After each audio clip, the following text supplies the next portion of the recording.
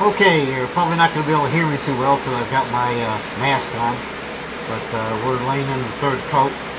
We're up to about here with the third coat, and you can see we're all the way down. It's filled in real nicely.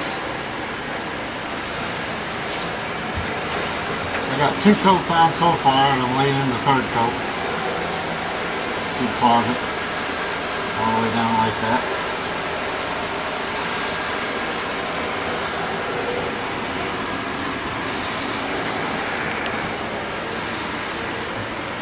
So that's what we're doing today. And that's actually going to get 4 coats on it.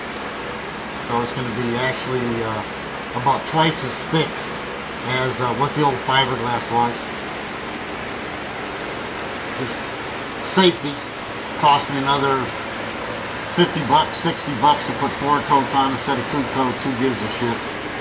So that's what we're doing today. And we just got the old acetone and we mixing. Went through 3 bowls today, 3 brushes. A whole $1.50. So that's what we're doing today. Say goodnight, Mel. Good night, Mel.